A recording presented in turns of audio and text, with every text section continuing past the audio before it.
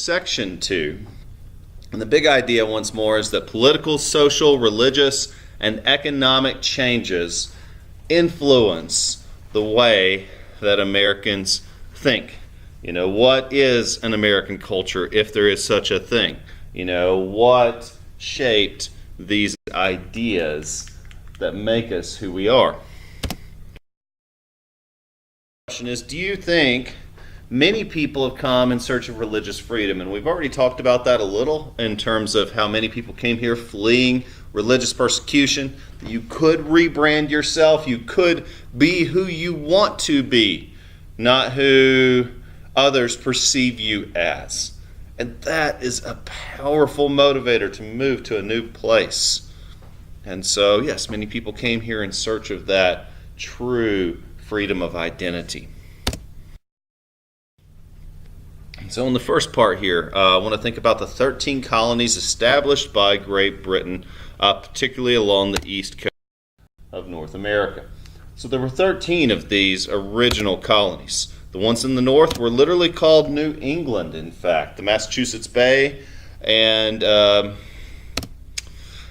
just the colony of Massachusetts, as well as Connecticut, Rhode Island, and New Hampshire. So all these were established in the mid-1600s for different reasons. And even though these colonists, like the Massachusetts Bay Company, came here for religious freedom and for a degree of separation, they remained closely connected culturally and economically and politically with Great Britain. They weren't political separatists. They were more cultural separatists. They wanted to establish Puritan colonies in the New World. Rhode Island wanted to be a Quaker colony, and they said, as long as we're Quakers, we're still loyal British. We just want to be Quakers.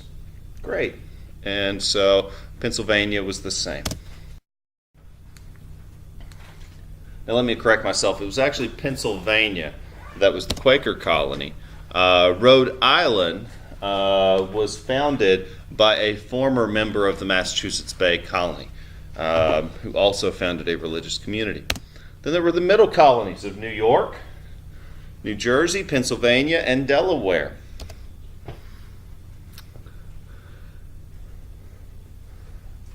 New York City once belonged to the Dutch. It was called New Netherland.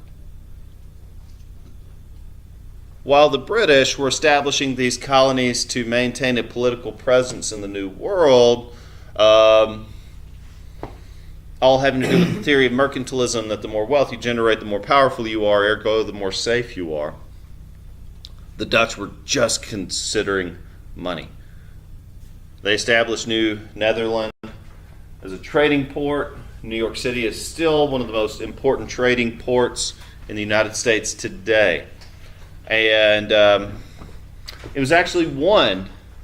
I guess the British won New Netherland and declared it New York, naming it after one of their most important cities. New York is a proprietary colony. It was won by the British government. Ergo, it was owned by the British government. They invested heavily in terms of manpower and firepower and finances to gain that territory, and they owned the rights to it. New Jersey, meanwhile, was a royal colony. A royal colony means that it is an area of land controlled directly by the king.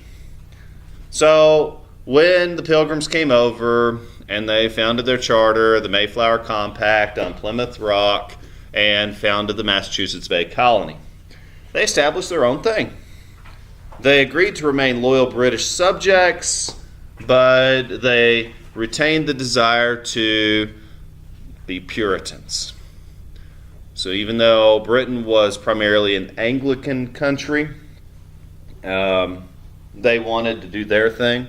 So they came here and pronounced that freedom. They elected their own leaders even. John Winthrop was one of the first elected leaders in the New World. They made decisions through town hall meetings. New Jersey, meanwhile, was ruled directly by the King of England through one of his representatives who was sent and appointed by the crown. Pennsylvania has always fascinated me. William Penn founded Pennsylvania and the colony of Delaware as Quaker communities. The Quakers are also known as the Society of Friends. They believe in peaceful coexistence. They believe in the equality of all people, men and women and those of different races. And they actually practice those beliefs, which is very unique for their time. For example, if you read the histories of the Quakers, it's really boring stuff, guys. You know, if you read the story of Jamestown, it's awesome. Before you know it, they're starving to death, and then they're fighting natives, and then there's just messy business. They're dying all the time. Everybody's killing everybody. They're hanging their own people. If you read the stories of the Quakers, you get examples like there was a case where a Quaker man killed a deer belonging to a Native American neighbor. The Native American sued the man. The man had to pay the native a fine. The native represented himself in court. The man represented himself in court. The two appeared as equals in the court of law. Man paid the fine, and they continued being neighbors. In fact, the Quakers went on for 70 years and never had a violent confrontation with the natives. Meanwhile, everybody's killing everybody in all the different colonies. But in Pennsylvania, they're just happy and boring. I don't know. Then you get to the southern colonies. Jamestown in Virginia. I've told you some of the story already. It was a joint stock company. It was founded by the Jamestown Corporation. So if you're a fan of the movie Alien, it really reminds me a lot of that. You know, how you've got this company sending these colonists to the other side of the world. They don't know what's going on. They get there and it turns dark and everyone starts dying. That's the story of Virginia. A little more exciting. The story of North and South Carolina. So once more, colonies established to generate profit. And we were plantation-based colonies where from our very beginning we were importing large numbers of slaves along the coast to farm tidewater crops, particularly cotton, tobacco, rice, sugar. That's about as exciting as it gets. These were farming colonies because once more when you drive to the coast, that's all you see. And it wasn't until later that settlers began to move into the mountains. And really they began to move into the mountains because young frontier settlers who couldn't compete economically with these giant slave-based corporations moved here to start their own families. And folks in the mountains, in the Appalachians, in the Carolinas, subsisted mainly on farming, hunting, and gathering, and eked out a living. There was never a great degree of wealth prior to the Civil War that was being generated in the mountains. And most of the wealth that made these colonies profitable came from those coastal areas. So, the southern colonies. And then you get to Georgia. Gotta love Georgia. So Georgia was founded by James Oglethorpe. My aunt and uncle grew up in Fort Oglethorpe, which is actually near where it was founded.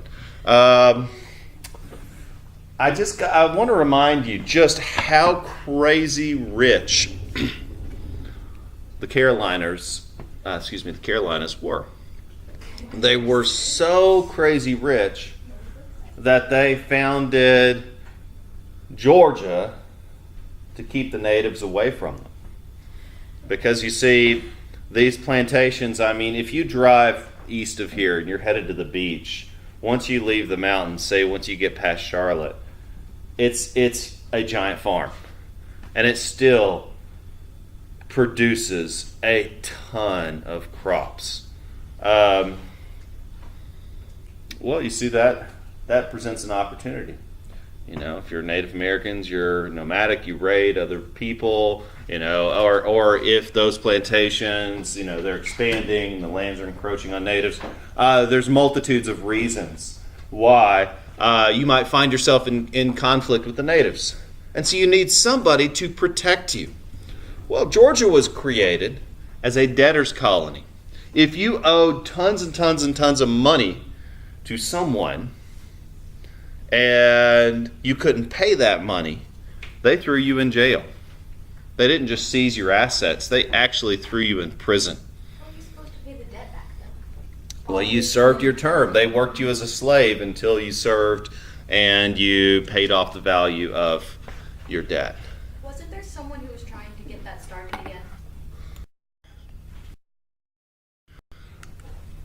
So, in closing that piece, do you think that the English colonists had the right to settle the land belonging to Native Americans? And, obviously, most people would say no. Just want to remind you that we are on former Native American territory, and I'm not trying to justify that. At the time, the prevailing culture was that war is a perfectly acceptable means to take territory belonging to others. We do get into a lot of those moral dilemmas in American history. But now I want us to think about the people that were living in the colonies. We're particularly focusing on the English colonists who moved to the colonies for many different reasons. Let's say you were in Massachusetts. Religion is going to be your primary motivator. Same if you're in Pennsylvania. That's why you moved here. Your church, in many cases, churches would buy a boat together and would travel and form the colony together. And they would set up a new church here. That was their community back home. Their community voted and agreed to get a boat and start a new community over here.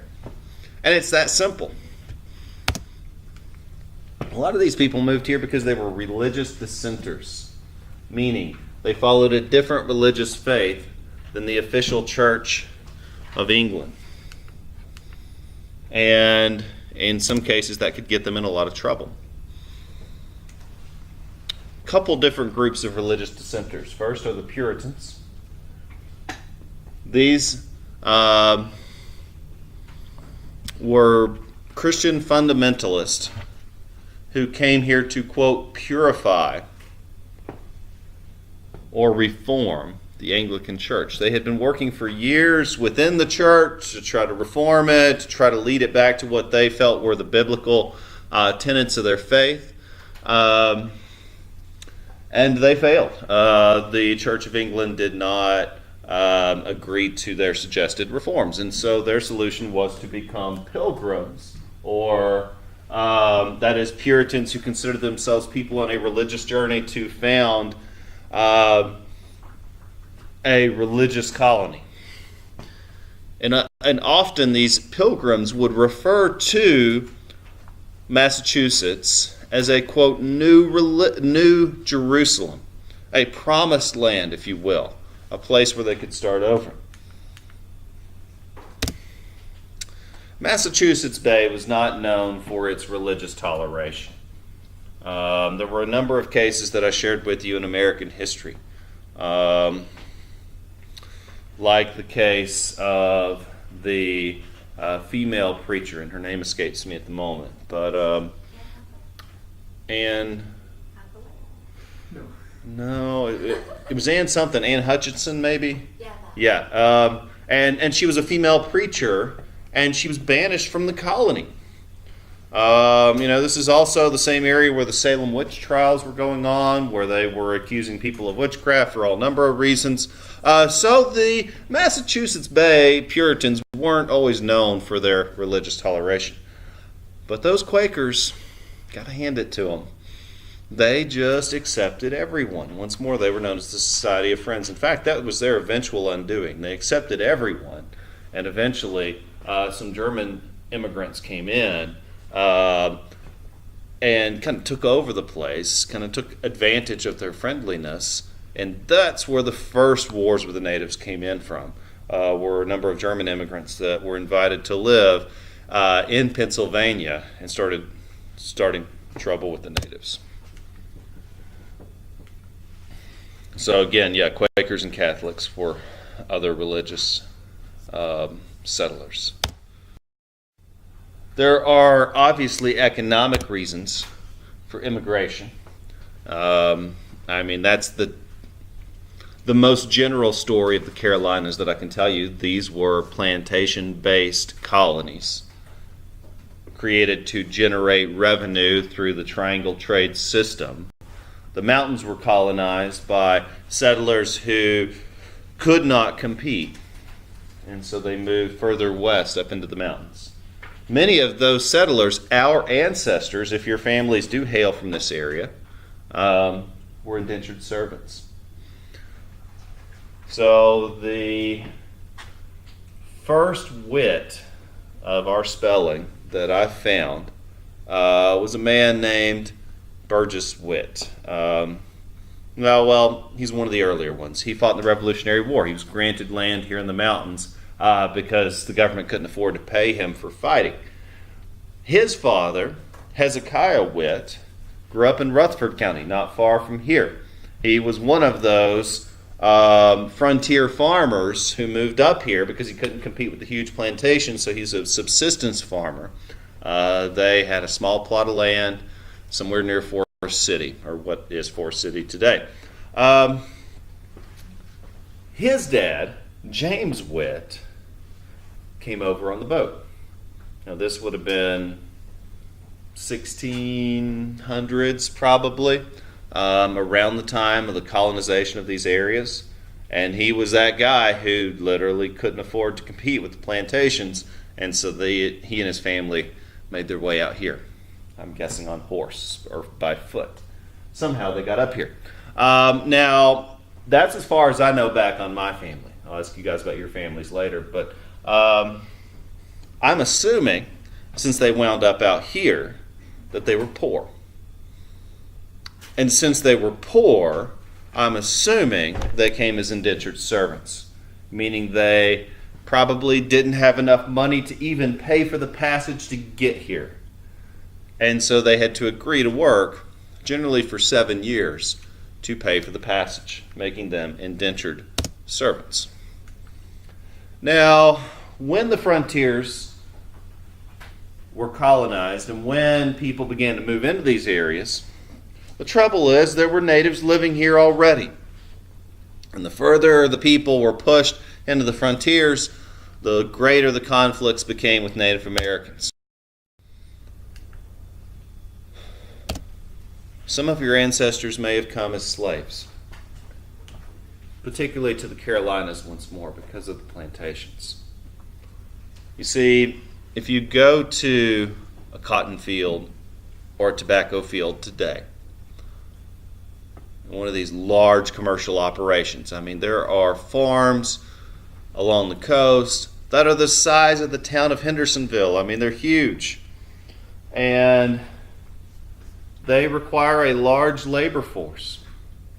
Now, these days, a lot of that labor force has been mechanized. Those giant combine tractors as tall as this building, as big as some houses, can do a lot of the work that once required the large labor force. But a lot of that once had to be done by hand, requiring hundreds of workers. And so, Portuguese slave trading vessels would travel to kingdoms like Songhai and Benin and Mali and Niger and Congo along the west coast of Africa, and they would trade for slaves.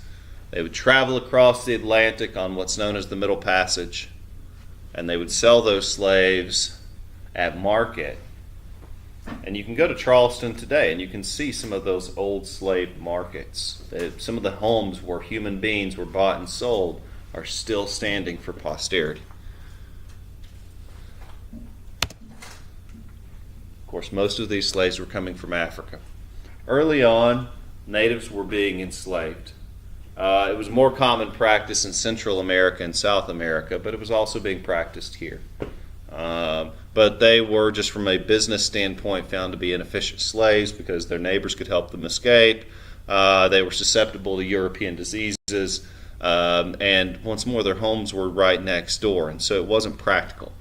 But importing slaves from Africa worked in the business sense because they had nowhere to go. And this was all made possible through the triangular trade network. And that is a pattern of trade that developed in colonial times among the Americas, Africa, and Europe. This provided direct trading routes. The Americas were primarily exporting raw materials, that is, bales of cotton, bundles of tobacco, loads of rice. They were trading these goods for finished European products or for more slaves. And these direct links between markets fostered an efficiency that spurred an economic boom. But the Middle Passage is notorious for its cruelty. I'm sure you've seen the diagrams of slaves stacked like cords of wood. And I know you watched the scene from Amistad where people were born and people died on these boats and were just tossed aside. And what I want to remind you is, even though some of my ancestors date back to the 1600s, most of them don't. Most of us can trace back our ancestors to a much more recent time. And after all, we all came here once upon a time for a better life. Whether that better life means remaking yourself, or to flee some type of religious persecution or cultural animosity, or even just for economic opportunity. People still come here for the same reasons.